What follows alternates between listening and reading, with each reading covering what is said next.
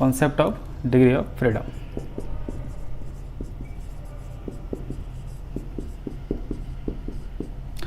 Concept of degree of freedom. तो concept of degree of freedom में हम लोगों को पहले बात करेंगे कि एटम कैसा है। एक तो मोनो एटॉमिक के लिए, एक होगा डायटॉमिक के लिए, और हम लोग तीसरा देखेंगे फॉर ट्राइएटॉमिक। ठीक, तो डायटॉमिक के लिए जो डिग्री ऑफ फ्रीडम होता है, इसको स्मॉल एफ से हम लोग डिनोट करते हैं, ये होता है 3। ये सब क्या है, सब ट्रांसलेशनल है, translational, only translational degree of freedom. Diatomic में 2 केस हो सकता है, नहीं डायटॉमिक में एक ही केस होगा ना। और डायटॉमिक में होते हैं डिग्री ऑफ फ्रीडम जो होते हैं 3 ट्रांसलेशनल प्लस 2 रोटेशनल। ठीक है, 3 ट्रांसलेशनल प्लस 2 रोटेशनल। ये क्या है, ट्रांसलेशनल है और ये रोटेशनल है, टी और आर है ना। आर क्या है, ये रोटेशनल है।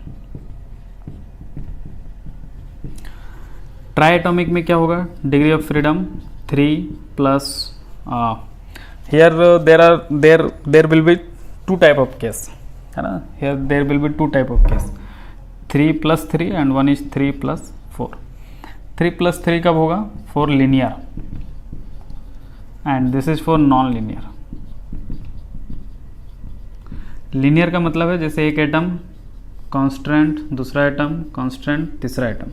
ठीक है, ये 3 एटम है, एटम नंबर 1 2 3, और कितने कांस्टेंट है, 2। नॉन लीनियर, यही एटम आपस में इस तरह से अगर जुड़ जाएं तो ये नॉन लीनियर अरेंजमेंट इनका है ना, एक लाइन में नहीं है। तो अब इस केस में देखो एटम 1 2 3, लेकिन कांस्टेंट हो गया 3। डिग्री ऑफ फ्रीडम का इन जनरल फार्मूला होता है ये 3n - k। k क्या होता है, नंबर ऑफ कांस्टेंट, n क्या होता है, नंबर ऑफ पार्टिकल। इस केस में नंबर ऑफ पार्टिकल 3, तो 3 × 9 माइनस कांस्टेंट 3, तो 6। ओह, इस केस में 3 3 6, और इस केस में number of constant 3, 3 × 9 number of particle, इस केस में ये 4 हो जाएगा ना। लीनियर के केस में नंबर ऑफ पार्टिकल 3, तो 3 × 3 माइनस कांस्टेंट, इस केस में लीनियर केस में सिर्फ 2 कांस्टेंट है, तो 9 - 2 7, यानी कि 3 + 4, 3 ट्रांसलेशनल और 4 रोटेशनल। तो समझ सकते हो, इट विल बी 7, और नॉन लीनियर है तो 3 + 3 6।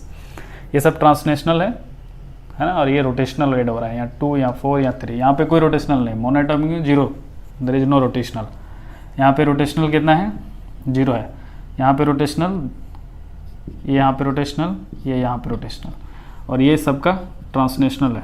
ये ट्रांसलेशनल डिग्री ऑफ फ्रीडम, ये इसका ट्रांसलेशनल, और ये इसका ट्रांसलेशनल। अब कभी कभी क्या आता है, ये तो आपको याद हो गया, क्लियर है।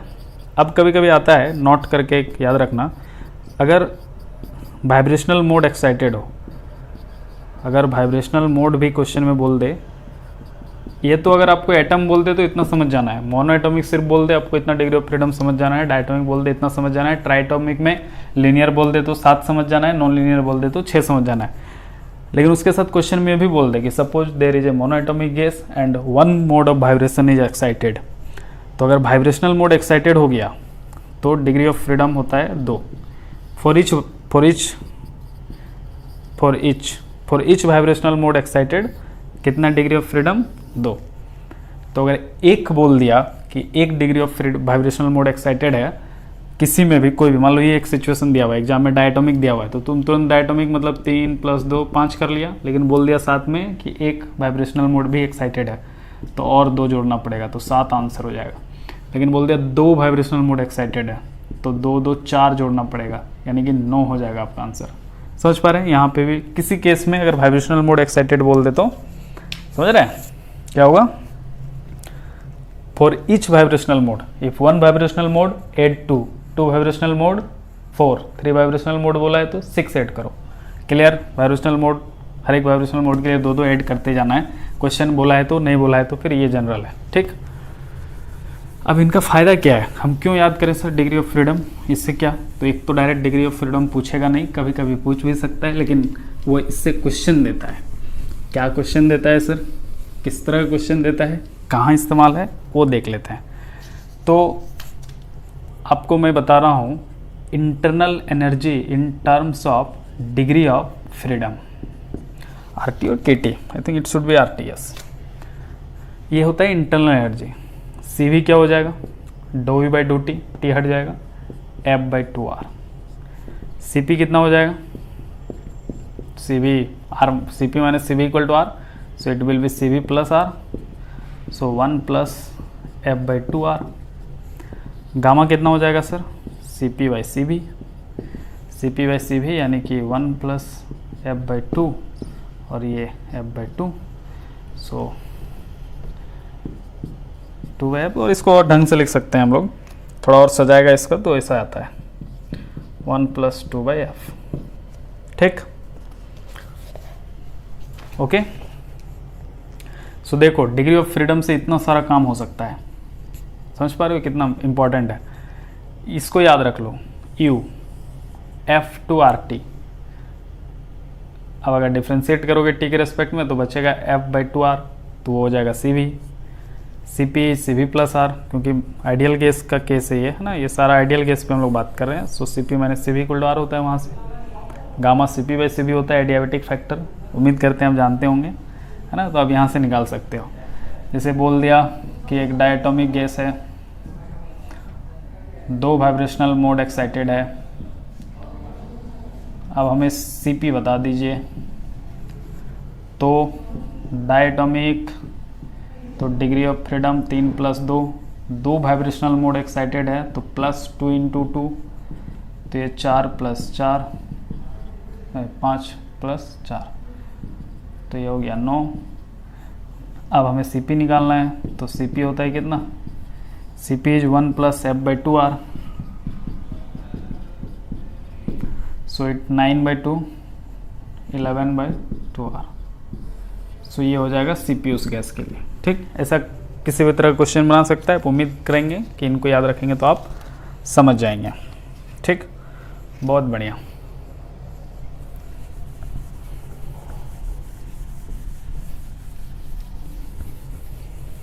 दूसरा, एक तो आपको मोनो और डायटोमिक के लिए एटलीस्ट याद रख लेना चाहिए, मतलब नॉर्मली अगर वाइब्रेशनल मोड एक्साइटेड नहीं हो तो मोनो के लिए सी पी सी वी और डाई के लिए सी वी सी पी, यहाँ पे लो C V F C P. तो इसके लिए होता है 3 by 2 R, 5 by 2 R. Di के लिए 5 बाई 2 आर, ये 7 बाई 2 आर, है ना। इतना तो आपको याद रख लेना चाहिए, ये आपको याद रहना ही चाहिए। इन जनरल अगर वाइब्रेशनल मोड एक्साइटेड नहीं हो तो, ये कब का केस है, if there is no vibrational mode excited. अगर वाइब्रेशनल मोड एक्साइटेड के बारे में कुछ क्वेश्चन में नहीं बोला है, जैसे इन जनरल थर्मोडायनेमिक्स के क्वेश्चन में डायटोमिक गैस है, वर्क डन निकालना है, थर्मल प्रोसेस है, तब वहाँ पे थोड़ा वाइब्रेशनल मोड का कॉन्सेप्ट आएगा। तो इन जनरल सी पी सी भी ये सब यूज करना है ना, यहाँ पे एक्सक्लूडेड है वाइब्रेशनल मोड, इंक्लूड नहीं है। ठीक, की बात ना हो, है ना, की बात ना हो, वो स्पेशल केस है। क्वेश्चन में जब सी पी सी भी निकालने का रहता है तब ऐसा बोलता है, इन जनरल है। ठीक, तो इतना याद रहना चाहिए। अब मोनो के केस में गामा क्या होगा, C P by C V, divide करो 5 बाई 3, 1.67 लगभग आता है ना। डाई के केस में gamma C P by C V कर लो, डायटोमिक के केस में ये आ जाएगा 7 बाई 5, 1.4 आएगा डिवाइड करने पे। तो ये 2 वैल्यू तो याद रहना ही चाहिए। इनका इस्तेमाल कहाँ है, जैसे मान लो एडियाबेटिक प्रोसेस है, वर्क डन निकालना है, तो उसमें देखना ये फॉर्मूला कुछ होता है P1 V1 minus P2 V2 by 1 minus gamma या गामा माइनस 1 कुछ होता है, जहाँ पे गामा क्या है, एडियाबेटिक फैक्टर है, ये वही एडियाबेटिक फैक्टर है। अब अगर गैस मोनोएटॉमिक है तो सीधा गामा यूज कर लो 1.67, वहाँ पे डायटोमिक है तो यूज कर लो 1.4। कई बार तो गामा भी निकालने बोल देता है क्वेश्चन में, बाकी सारा चीज़ देता है, तो उस समय पे ज़बरदस्ती मस्त इस्तेमाल कर लेना, नहीं हम तो जानते हैं उस केस में निकाल के देखना। ठीक, जैसे जैम 2019 में पूछा था, गामा निकालने के लिए पूछा था, जैम 2019 में IIT खड़गपुर ने क्वेश्चन सेट किया था, बहुत ईजी सेट कर दिया था, कटअप बहुत हाई चला गया था।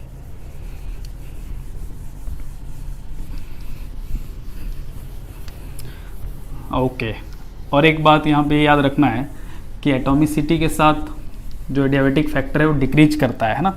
अभी हम लोग देखे भी कैसे, मोनो का गामा कितना था, मोनो एटॉमिक का गामा था 1.67 लगभग, डाई का कितना था, लगभग 1.4। देख रहे हो जैसे जैसे आप एटोमिसिटी बढ़ा रहे हो गामा घट रहा है, तो with atomicity adiabatic factor gamma decreases. ठीक है, ये इंपॉर्टेंट लाइन है, इसको याद रखना है। इसको तो ये याद रहेगा तो ये ऑटोमेटिक आ जाएगा। क्लियर है यहाँ तक बच्चों? हम उम्मीद कर रहे हैं कि यहाँ तक आपको कोई दिक्कत नहीं हुआ होगा। बहुत बढ़िया, वेल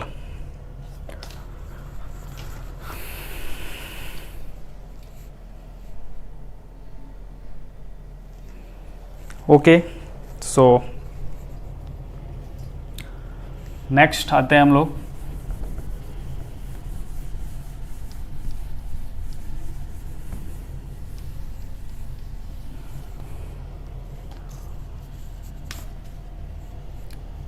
एक तो एवरेज एनर्जी याद रखना इन terms of degree of freedom. तो अगर ट्रांसनेशनल डिग्री ऑफ फ्रीडम हो तो उसको 2 से डिवाइड करो और के बोल्ट्जमैन कांस्टेंट है ना। रोटेशनल डिग्री ऑफ फ्रीडम हो तो उसको भी 2 से डिवाइड करो और लेकिन अगर वाइब्रेशनल डिग्री ऑफ फ्रीडम हो तो इसमें 2 से डिवाइड नहीं करने का। ठीक, this is the expectation value of energy in general. ये जनरल केस, स्पेशल केस में ये वाइब्रेशन कभी रहता है कभी नहीं रहता है। बाकी जो डिग्री ऑफ फ्रीडम रहे देख लेना।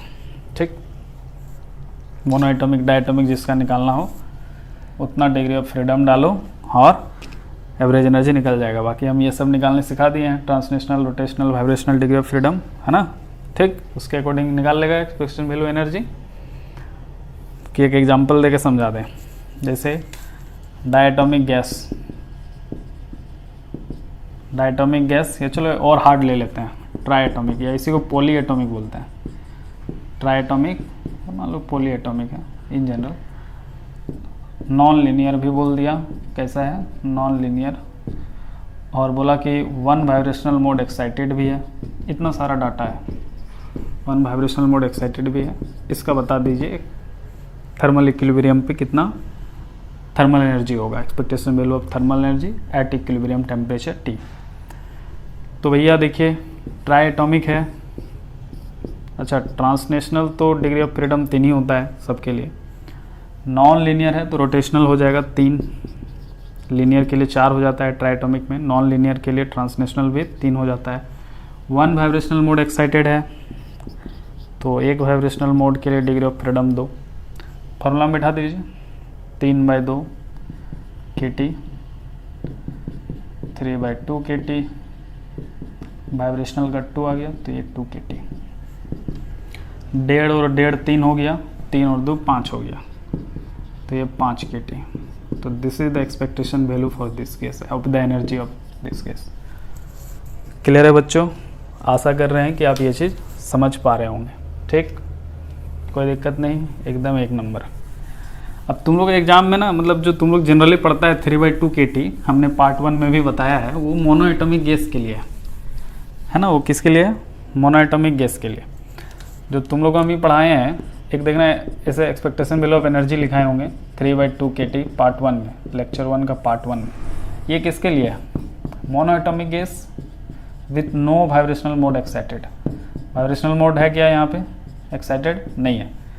अगर नहीं है वाइब्रेशनल मोड एक्साइटेड तो मोनोएटॉमिक के लिए क्या होगा? सिर्फ ट्रांसनेशनल डिग्री ऑफ फ्रीडम होगा, वो भी कितना होगा? 3। बाकी रोटेशनल डिग्री ऑफ फ्रीडम यहाँ पे 0 होगा, और वाइब्रेशनल मोड एक्साइटेड नहीं है तो वाइब्रेशनल डिग्री ऑफ फ्रीडम भी 0 होगा। तो खाली 3 बचा, तो एनर्जी कितना आएगा? 3/2 kT। So this is what. ठीक, समझ पाया मेरा बात? हाँ, और ये 3 कहाँ से आता है? 3 रोटेशनल, तो एक्स एक्सिस, सॉरी ट्रांसनेशनल, एक वाई एक्सिस और एक जेड। हाफ kT यहाँ से आया, यहाँ से हाफ kT, यहाँ से हाफ kT, तीनों ट्रांसनेशनल एक्सिस से आया, हाफ हाफ हाफ, तो बन गया 3/2 kT। ठीक, इसी को कहते हैं law of equipartition of energy. Law of equipartition of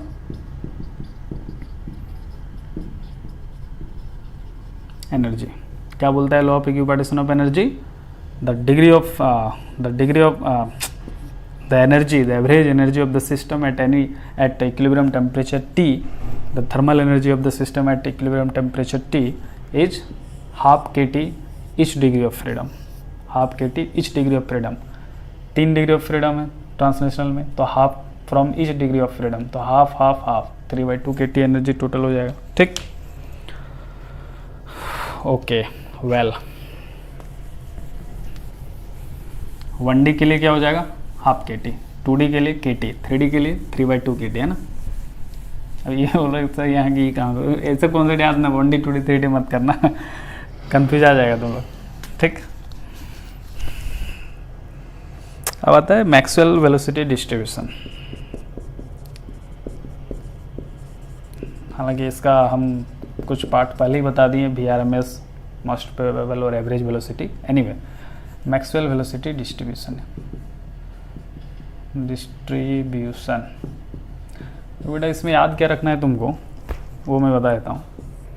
एक तो इसका जो dN/dV है, v वेलोसिटी है यहाँ, इसका ग्राफ कुछ इस तरह होता है, एकदम जीरो शुरू होता है, कुछ इस तरह जाता है। अब इसमें अलग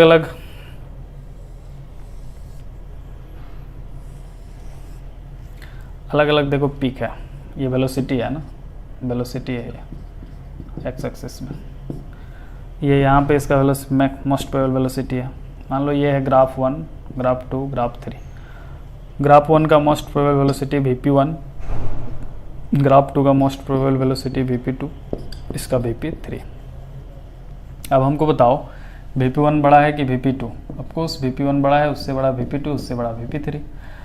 अब मान लो कि टेम्परेचर है यहाँ पे इस तरह से, इसका टेम्परेचर मान लो T1 था, इसका T2 था और इसका T3 था। अब बताओ कौन टेम्परेचर बड़ा होगा? तो जिसका वेलोसिटी बड़ा है उसका टेम्परेचर बड़ा होगा, क्योंकि जितना टेम्परेचर बड़ा होगा वेलोसिटी बढ़ेगा। तो definitely T1 greater than T2 greater than T3। T1 बड़ा होगा, सबसे बड़ा, क्योंकि इसकी वेलोसिटी मोस्ट प्रोबेबल वेलोसिटी। तो देखो पिक जो है राइट शिफ्ट करेगा, टेम्परेचर जितना बड़ा होगा, टेम्परेचर जैसे जैसे घटाओगे पिक लेफ्ट में शिफ्ट करते जाएगा, क्योंकि आप टेम्परेचर घटा रहे हो तो ऑटोमेटिक वेलोसिटी घटेगी, तो पिक जो है वेलोसिटी का ये पॉइंट इधर घटेगा ना वेलोसिटी। तो इस तरह के क्वेश्चन आ सकते हैं, इस तरह कॉन्सेप्ट फंसा सकता है। ठीक है, इसके लिए तैयार रहना।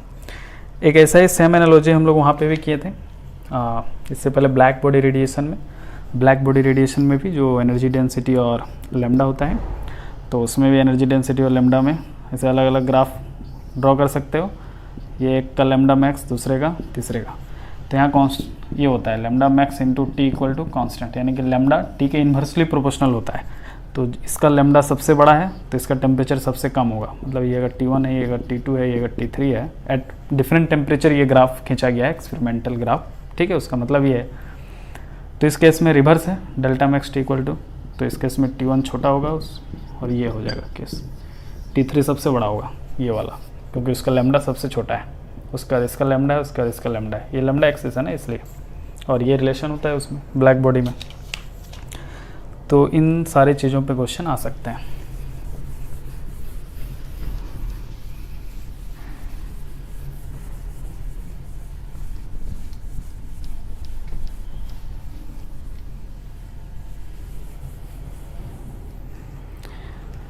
इसी में और एक चीज़ याद रखना, वेलोसिटी का जो कंपोनेंट है Vx, Vy, Vz, इनका एक्सपेक्टेशन वैल्यू 0 होता है, लेकिन इनका जो एक्स स्क्वायर है, तुमको पता है RMS, किसी का भी RMS कंपोनेंट 0 नहीं होता है, लेकिन Vx स्क्वायर, Vy स्क्वायर और Vz स्क्वायर का एक्सपेक्टेशन वैल्यू 0 नहीं होता है।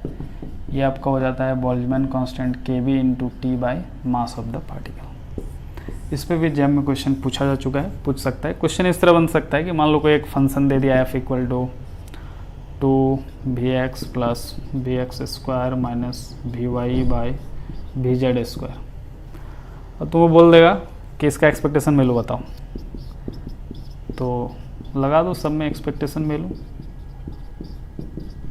और क्या करोगे, कुछ थोड़ा एक्स्ट्रा करना है, मतलब 2 टाइम है, बस यही कर दो। अब Vy का एक्सपेक्टेशन वैल्यू 0, Vx का एक्सपेक्टेशन वैल्यू 0, बचा सिर्फ ये वाला Vx स्क्वायर का हो जाएगा KT बाई एम, 2 ये हो जाएगा भाई KT बाई एम, कटा 1/2 इज द आंसर। समझ पाया लोचा? ऐसा कुछ भी किसी तरह का फंक्शन दे दे, आपको याद ही ये सब रखना है कि सिंपल कंपोनेंट का 0 और स्क्वायर वाला कंपोनेंट का KT/m। क्लियर?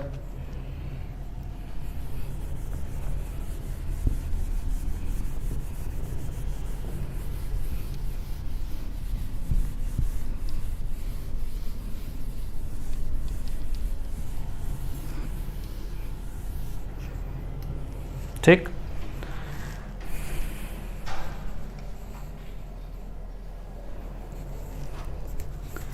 ओके वेल,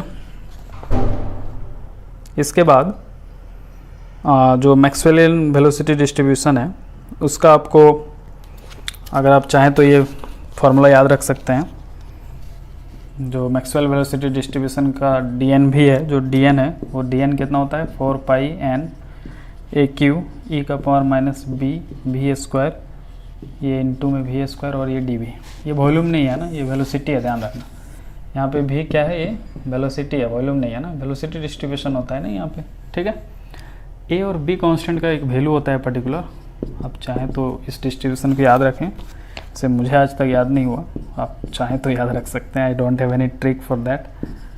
तो these are the value, B is the m/2 KT and a is the √b/pi। If you wanted to remember these things, you can remember। ठीक, okay well, और कुछ बचा इधर? हाँ, अब जो है वो बहुत इम्पॉर्टेंट कॉन्सेप्ट है, वो है how to calculate equilibrium temperature, है ना। How to calculate equilibrium temperature. Thermodynamics का वो बहुत ही इम्पॉर्टेंट पार्ट है बच्चों, और वो जान है एक तरह से। बहुत 2-3-4 बार क्वेश्चन आ चुका है और आने की खूब संभावना है, और इसका इस्तेमाल एंट्रोपी के क्वेश्चन करने में, डिफरेंट थर्मोडायनेमिकल प्रोसेस के क्वेश्चन सॉल्व करने में, और भी अलग अलग जगह पे इसका इस्तेमाल हो जाता है। किसका? How to calculate equilibrium temperature. ठीक, तो हेडिंग दे दो, how to calculate equilibrium temperature. How to calculate equilibrium temperature में मतलब इसमें किस तरह का सवाल आएगा, तो दो सिस्टम में गैस भरा हुआ है अलग अलग, इनको मिला देना है। T1 टेम्परेचर पे है, T2 पे है। मान लो इसका डिग्री ऑफ फ्रीडम F1 है और इसमें नंबर ऑफ मोल N1 है। इस गैस का डिग्री ऑफ फ्रीडम F2 है और इसका नंबर ऑफ मोल N2 है। इनको मिला दो, एक नया फाइनल बनेगा सिस्टम। इसका टेम्परेचर क्या होगा, ये सवाल है। What will be the final temperature of this at equilibrium, है ना।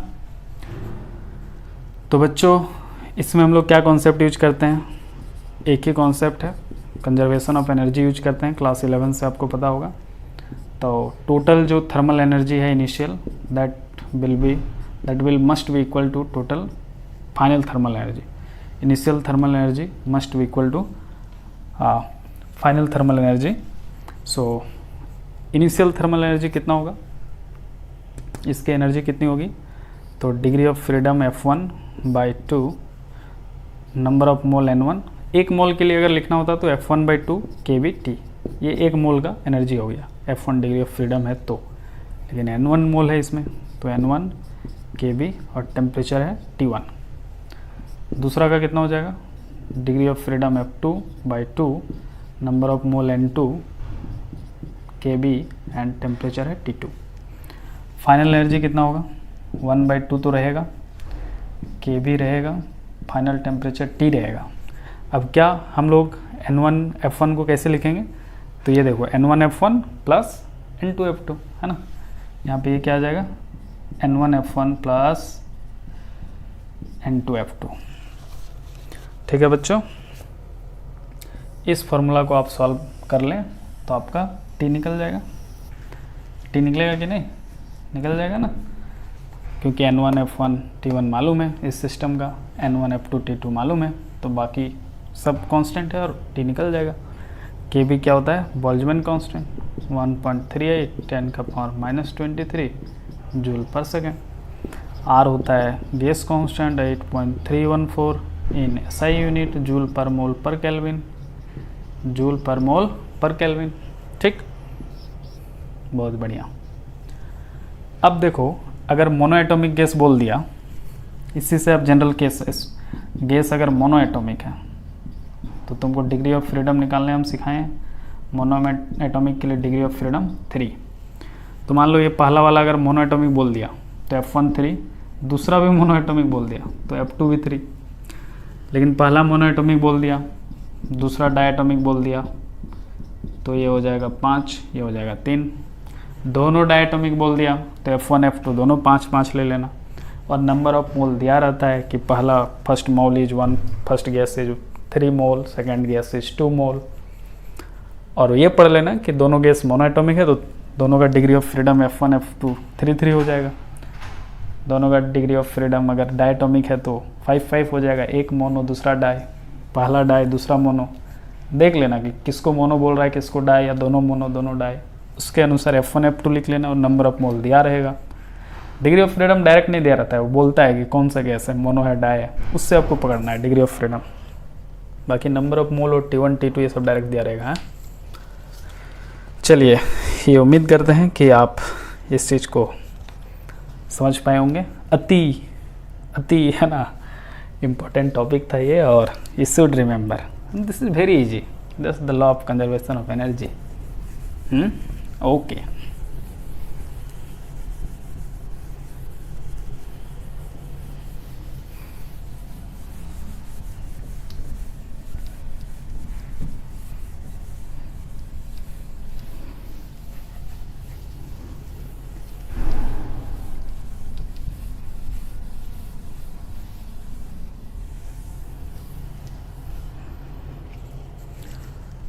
ठीक है।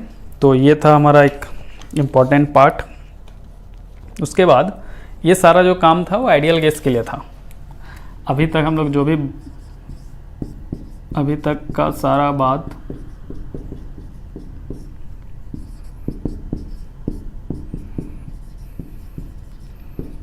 आइडियल गैस, आदर्श गैस है ना, हिंदी चलो लिख ही देते हैं इसका भी, आदर्श गैस के लिए था।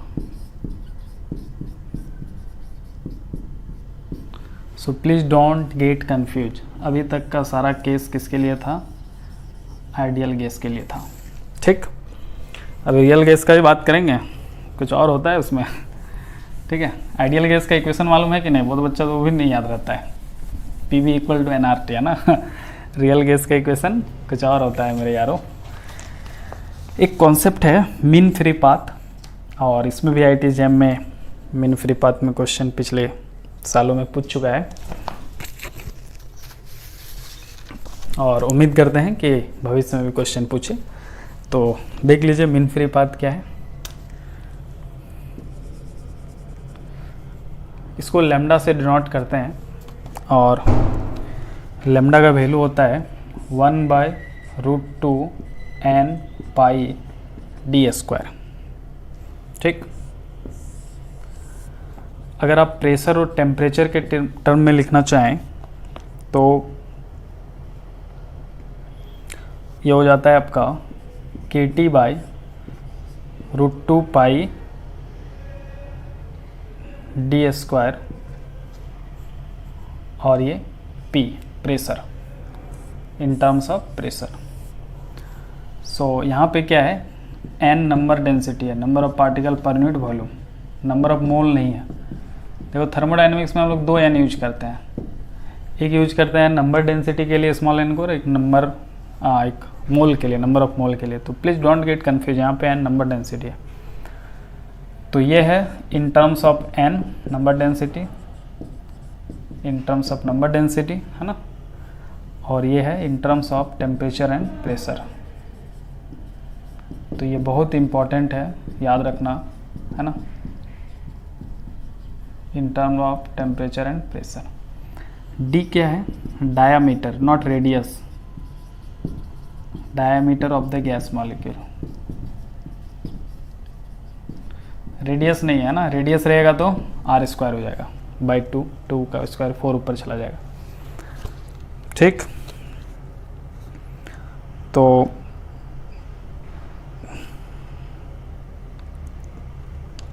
एब्सोल्यूट टेम्परेचर पे इफेक्ट नहीं होता है लैम्डा का, है ना, समझ पा रहे हो मेरी बात? हाँ, तो एब्सोल्यूट, अच्छा यहाँ पे डी रेडियस है, oh sorry guys, D is the radius, okay, या D the radius of the gas molecule. Please check it, हाँ please check, I am not sure, I am little bit confuse, हाँ I am little bit confuse. Okay, lambda कितना बड़ा हो सकता है? Lambda कितना हो सकता है? Maximum dimension of the, infinity का मतलब कुछ नहीं, तुम जिस विसेल में, जिस सिस्टम में गैस को रखे हो, मैक्सिमम उसका डायमेंशन के बराबर हो सकता है लैम्डा, उससे बड़ा मीन फ्री पाथ नहीं हो सकता है। अच्छा ये मीन फ्री पाथ है ना, कुछ लोग बताओ इधर हेडिंग ही नहीं पता होगा किस लैम्डा की बात कर रहे हैं। So this is mean free path. So maximum dimension कैसा हो सकता है लैम्डा का? विसेल का जो डायमेंशन है उतना ही हो सकता है, उससे ज़्यादा नहीं हो सकता है। ठीक, मीन फ्री पाथ होता है क्या है कि जो टोटल एवरेज डिस्टेंस निकाल लेते हैं, मान लो जिग जैग मोशन करता है ना, तुम लोग पढ़ा होगा जिग जैग मोशन, तो यहाँ से यहाँ मान लो जितना डिस्टेंस ट्रेवल किया, ये वाला डिस्टेंस, ये डिस्टेंस, ये डिस्टेंस, ये है ना, हर एक कोलिजन पे जो डिस्टेंस है उन सारे डिस्टेंसेस को जोड़ के अगर नंबर ऑफ पार्टिकल से डिवाइड कर दो तो मीन फ्री पाथ आ जाता है। ठीक, total distance travelled by total number of collision, this is total number of collision, n is the number of collision, not the particle, the number of collision here, okay? So total distance traveled by total number of collision will give you the mean free path, okay?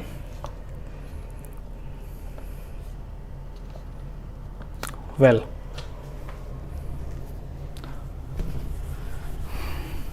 Absolute temperature का mean free path पे कोई effect नहीं है, और pressure के साथ ये change होता है। देखा आपने, प्रेशर नीचे था, यानी कि अगर आप प्रेशर बढ़ाओगे तो मीन फ्री पाथ घटेगा, और प्रेशर घटाओगे तो मीन फ्री पाथ बढ़ेगा। डिपेंडेंसी देख लिया आपने टेम्परेचर और प्रेशर के साथ, बिल्कुल वो बहुत इंपॉर्टेंट है, उस पर क्वेश्चन आता है। टेम्परेचर दोगुना कर दे, प्रेशर हाफ कर दे, और बोलेगा how mean free path will change. Question पूछा हुआ भी है एग्जाम में इस तरह क्वेश्चन, भविष्य पास्ट में पूछा हुआ है, भूतकाल में, है ना। सो बी अवेयर।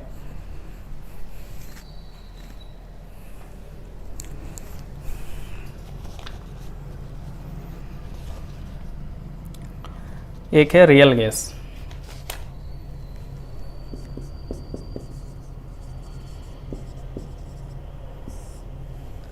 अभी तक आइडियल गैस था ना। रियल गैस का इक्वेशन क्या होता है?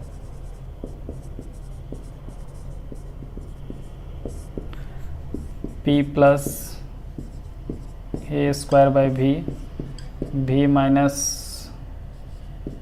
N B is equal to R, ये होता है ना। Oh sorry, N R T, this is N square A, oh my god, N square A by V, oh this is V square, V minus, हाँ P plus A by V square, V minus N B equal to N R T. यहाँ पे P क्या है? Pressure है, V क्या है? Volume है, N क्या है? नंबर ऑफ मोल है। ये है N मोल के लिए, है ना। अगर 1 मोल का लिए होगा तो यहाँ से N स्क्वायर हट जाएगा, N हट जाएगा, यहाँ से N हट जाएगा। ठीक, T, और पता है आपको ये टेम्परेचर है। यहाँ पे N नंबर डेंसिटी नहीं है, नंबर ऑफ मोल है, don't get confuse, this is very important, you should at least remember this different type of question. अब आता है यहाँ पे एक क्रिटिकल, इसके लिए क्रिटिकल टेम्परेचर होता है, क्रिटिकल प्रेशर और क्रिटिकल वॉल्यूम, पढ़ा होगा आपने।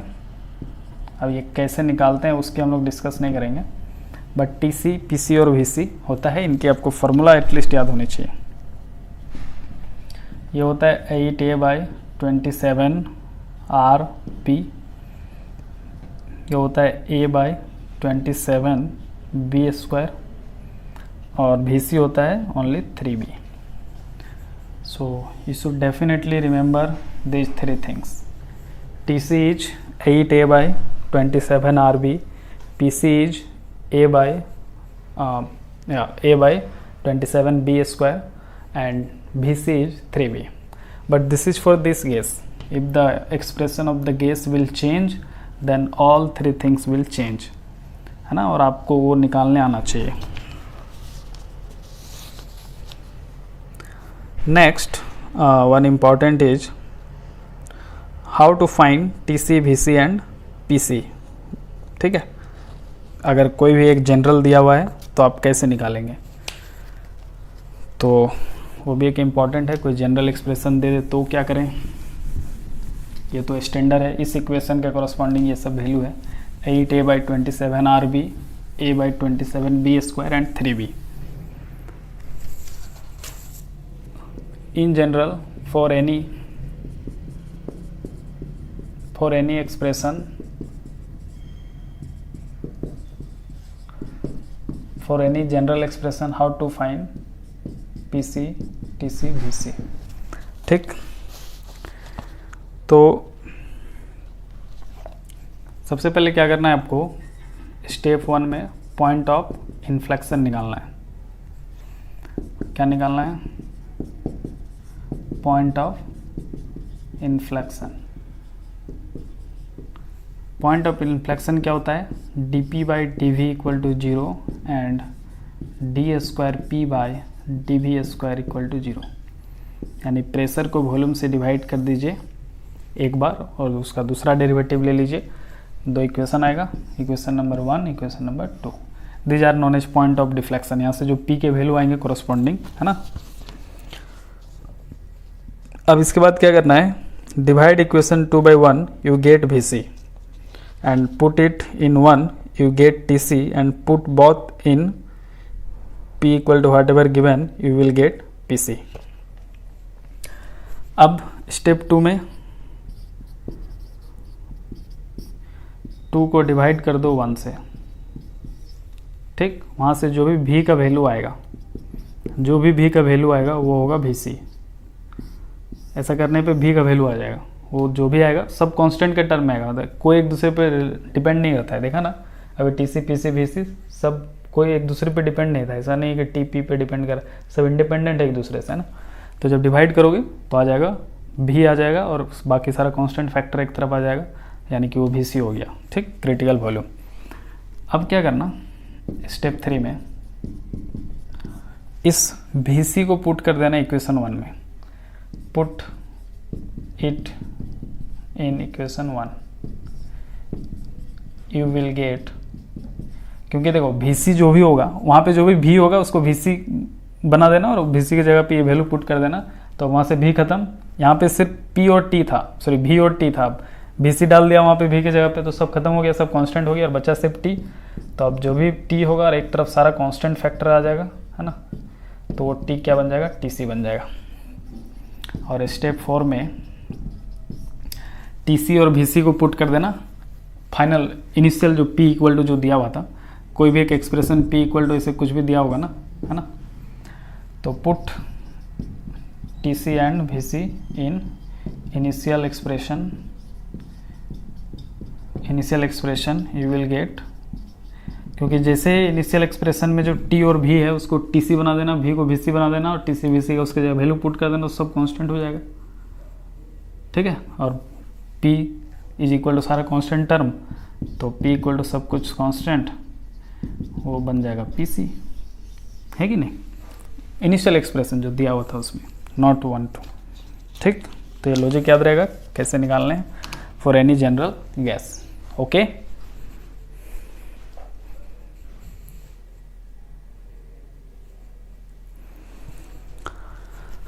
बहुत बढ़िया.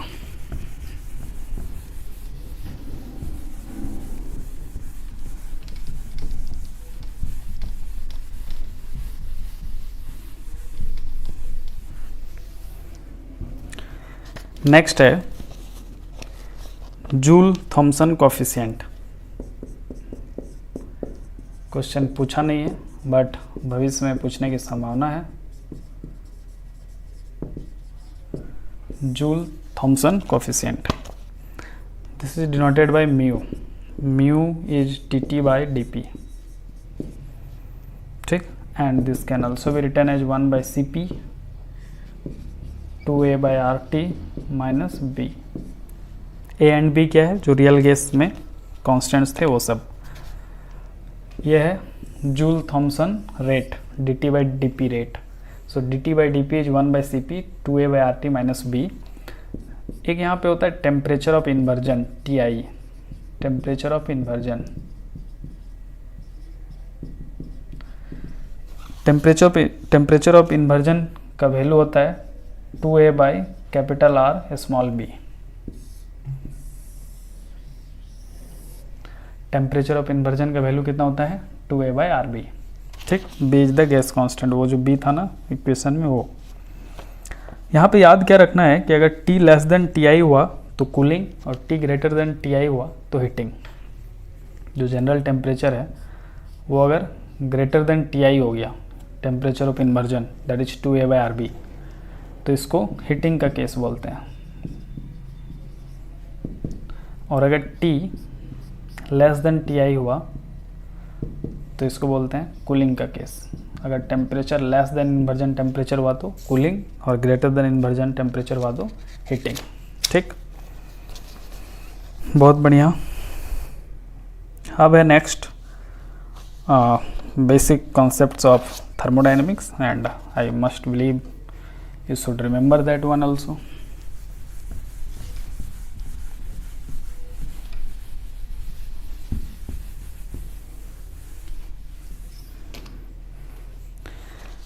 बेसिक ऑफ थर्मोडायनेमिक्स, ठीक है।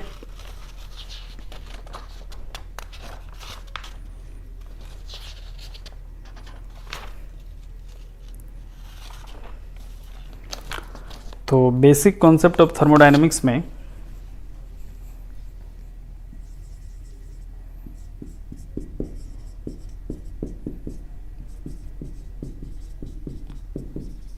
बेसिक कॉन्सेप्ट ऑफ थर्मोडायनेमिक्स, सबसे पहले इसमें आपको डिफरेंट सिस्टम पता होना चाहिए, है ना। ये बहुत बेसिक है ये सब। What are the different system? तो सिस्टम तीन तरह का होता है, एक क्लोज, एक ओपन और एक आइसोलेटेड। क्लोज या ऐसे लिखते हैं, isolated, open, close. Isolated, open, close. Isolated system में no exchange of energy and matter, exchange of matter mass only. Close में एक्सचेंज ऑफ एनर्जी ओनली। यहाँ पे क्या होगा, मास का एक्सचेंज होगा, यहाँ पे सिर्फ एनर्जी का एक्सचेंज होगा, यहाँ पे किसी का नहीं होगा, नथिंग। यहाँ पे किसी का एक्सचेंज नहीं होगा, मास एक्सचेंज होगा सराउंडिंग के साथ, नहीं। एनर्जी एक्सचेंज होगा सराउंडिंग के साथ, नहीं। यहाँ पे मास एक्सचेंज होगा, यस। एनर्जी एक्सचेंज होगा, नहीं। यहाँ पे एनर्जी एक्सचेंज होगा बट मास एक्सचेंज नहीं होगा। So these are the three type of system one should remember, isolated, open and close. Very important, you should remember.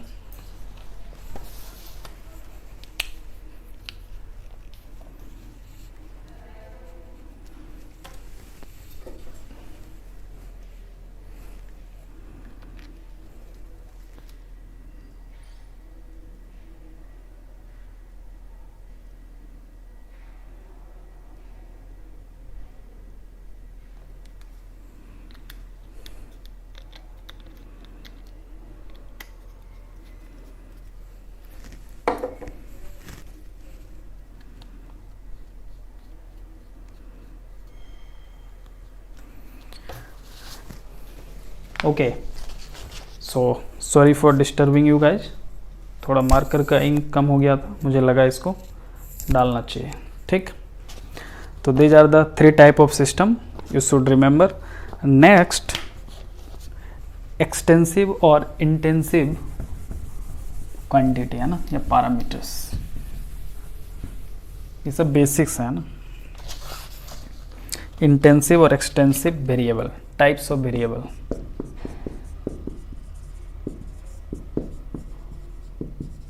Types of variable, है ना।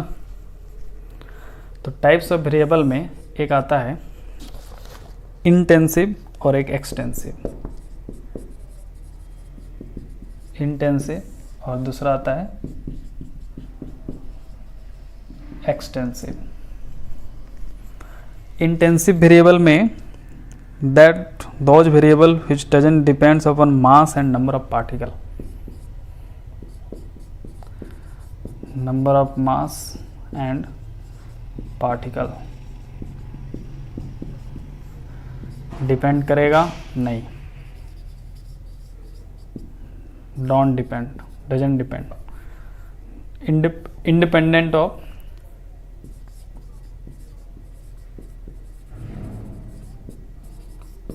independent of number of mass and particle. These are depends on number of mass and particle. ये सब नहीं depend करते हैं और ये depend करते हैं। इनका एग्जाम्पल क्या हो जाएगा? इनका एग्जाम्पल है प्रेशर, टेंशन जो मैकेनिक्स में पड़ता है, E T energy, temperature, force, electric field, magnetic field, potential difference, है ना, ये सब इसमें आएगा। और इसमें क्या आएगा, यहाँ पे तुम्हारे आ जाएंगे भी, volume, charge Q, area A, length L, magnetic dipole moment, magnetic dipole moment, electric dipole moment, P electric है ना, इलेक्ट्रिक डाइपोल मोमेंट, etc। तो देखो टेम्परेचर है यहाँ पे, बट वॉल्यूम है, this volume is the volume, है ना, this is charge, this is area, this is length, magnetic dipole moment, electric dipole moment. लेकिन टेम्परेचर यहाँ पे है, प्रेशर यहाँ पे है, प्रेशर है, ये टेम्परेचर है, ये एनर्जी नहीं है, इलेक्ट्रिक फील्ड है, ये मैग्नेटिक फील्ड है, ये फोर्स है, पोटेंशियल डिफरेंस है, टेंशन है ना, सरफेस टेंशन समझ लेना। ठीक, तो अच्छा, और अगर छोड़ो, इनके कुछ प्रॉपर्टीज़ भी हैं कि अगर दो एक्सटेंसिव है उनका प्रोडक्ट लोगे या डिवाइड करोगे या डिफ्रेंशिएट करोगे या जोड़ोगे तो विल आल्सो इंटेंसिव। अगर मान लो एफ एंड जी इंटेंसिव है, एफ भी इंटेंसिव है और जी भी इंटेंसिव है, दो क्वांटिटी है, तो इनका जो अब सम होगा, डिवीजन होगा, प्रोडक्ट होगा, डेरिवेटिव होगा, सारा का सारा क्या होगा, इंटेंसिव ही होगा। ठीक, जैसे प्रेशर और टेम्परेचर मान लो दोनों इंटेंसिव है, तो इनका प्रोडक्ट, डिवीजन, सम, डिफ्रेंसिएशन सब क्या होगा, इंटेंसिव होगा। यहाँ पे इस केस में मान लो कैपिटल एफ और कैपिटल जी दो पैरामीटर है और ये एक्सटेंसिव है ना, एक्सटेंसिव है, तो इनका सम एक्सटेंसिव होगा, एफ प्लस जी क्या होगा, एक्सटेंसिव होगा, बट डिवीजन और डिफ्रेंसिएशन जो है, ये जो दो क्वांटिटी है, इससे जो नया पैरामीटर बनेगा वो इंटेंसिव होगा, वो एक्सटेंसिव नहीं होगा। तो ये आपको ध्यान रखना चाहिए। ठीक, और अगर एक इंटेंसिव है और एक अगर एक एक्सटेंसिव है, उनके बीच कुछ भी छिड़कानी करो तो हमेशा एक्सटेंसिव बन जाएगा। अगर कोई भी एक अगर मान लो इंटेंसिव है और दूसरा एक्सटेंसिव है, इनके बीच कुछ भी ऑपरेशन अगर तुम किया तो ये हमेशा एक्सटेंसिव बन जाएगा, तो ये हमेशा क्या बन जाएगा, एक्सटेंसिव बन जाएगा। ठीक, हम उम्मीद करते हैं कि ये कॉन्सेप्ट आपके दिमाग में घुस रहा होगा।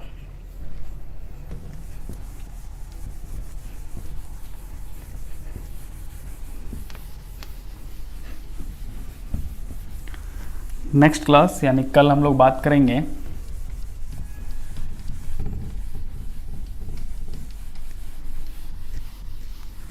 डिफरेंट थर्मोडायनेमिकल प्रोसेस एंड उनके द्वारा किया गया वर्क डन, वहाँ से कल हम लोग शुरू करेंगे। फर्स्ट लॉ ऑफ थर्मोडायनेमिक्स देखेंगे, सेकेंड लॉ ऑफ थर्मोडायनेमिक्स देखेंगे, इंट्रॉपी देखेंगे और थर्मोडायनेमिकल पोटेंशियल्स देखेंगे, ठीक है, जिसको मैक्सवेल्स पोटेंशियल भी बोलते हैं। और उसके बाद थर्ड क्लास में हम लोग देखेंगे स्टैटिस्टिकल मैकेनिक्स। थर्ड क्लास में हम लोग बच्चों क्या देखेंगे? स्टैटिस्टिकल मैकेनिक्स, ठीक है। उम्मीद करते हैं कि यहाँ तक समझ में आया होगा आपको। नेक्स्ट क्लास, नेक्स्ट लेक्चर में हम लोग देखेंगे different types of thermodynamical system, isochoric, isobaric, isothermal, ये सब उनका वर्क डन वगैरह देखेंगे। सेकेंड लॉ ऑफ थर्मोडायनेमिक्स देखेंगे, Carnot engines, heat engines, refrigerator, stock, entropy, ये सब का फॉर्मूला देखेंगे। थर्मोडायनेमिकल या मैक्सवेल पोटेंशियल अगर समय मिला तो देख लेंगे। और उसके नेक्स्ट क्लास थर्ड लेक्चर में हम लोग स्टैटिस्टिकल मैकेनिक्स देखेंगे। 2 क्लास थर्मोडायनेमिक्स का, 1 क्लास स्टैटिस्टिकल मैकेनिक्स का। उसके बाद हम लोग आ जाएंगे ईडी में, इलेक्ट्रोडायनेमिक्स में, ठीक। उसमें 4 या 5 क्लास लगेगा, ख़त्म हो जाएगा, ठीक, क्योंकि वो थोड़ा बड़ा भी है। तो उम्मीद करते हैं कि 5 क्लास मैक्सिमम लगना चाहिए। ओके, आज के लिए इतना ही, मिलते हैं नेक्स्ट क्लास में। Thank you, bye bye.